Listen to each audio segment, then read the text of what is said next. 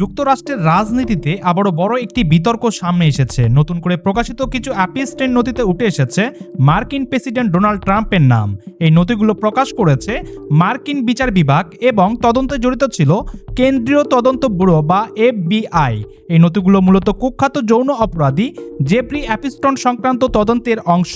প্রকাশিত নথিতে এক অজ্ঞাতনামা নারীর সাক্ষাৎকারের সারসংক্ষেপ উল্লেখ করা হয়েছে। তিনি দাবি করেছেন কিশোরী বয়সে তার সঙ্গে ঘটেছিল একটি অস্বস্তিকর ও ভয়ঙ্কর ঘটনা। নথি অনুযায়ী 1980 এর দশকে নিউ ইয়র্ক বা নিউ জার্সিতে জেফ্রি অ্যাপিস্টন তাকে ডোনাল্ড ট্রাম্পের সঙ্গে পরিচয় করিয়ে দেন। তখন তার বয়স ছিল মাত্র 13 থেকে 15 বছর। ওই নারী অভিযোগ করেছেন সেই সময় ট্রাম্প তাকে জোর করে যৌন সম্পর্কে বাধ্য করার চেষ্টা করেছিলেন। তবে হোয়াইট হাউসের পক্ষ থেকে এই অভিযোগ সম্পূর্ণ ভিত্তিহীন বলে দাবি করা হয়েছে। তাদের বক্তব্য, এই অভিযোগের পক্ষে কোনো বিশ্বাসযোগ্য প্রমাণ নেই। এই খবরটি প্রথম প্রকাশ করে মার্কিন সংবাদ মাধ্যম পলিটিকো।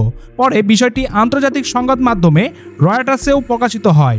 অন্যদিকে মার্কিন বিচার বিভাগ সতর্ক করে বলছে, প্রকাশিত কিছু নথিতে মিথ্যা বা উস্কানিমূলক দাবিও থাকতে পারে।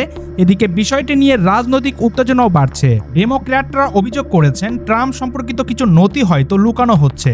এই কারণেই যুক্তরাষ্ট্রের কংগ্রেস বিষয়টি নিয়ে নজরদারি শুরু করেছে এবং পুরো তদন্ত প্রক্রিয়া কিভাবে পরিচালনা করা হচ্ছে তা জানতেও পদক্ষেপ নেওয়া হয়েছে।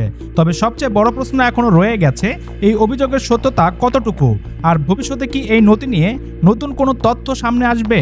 বিশ্ব রাজনীতির এই আলোচিত বিষয় নিয়ে পরবর্তী আপডেট খবর জানতে অবশ্যই আমাদের ফ্রিডম অফ ভয়েস ইউটিউব চ্যানেলটি সাবস্ক্রাইব করে রাখবেন।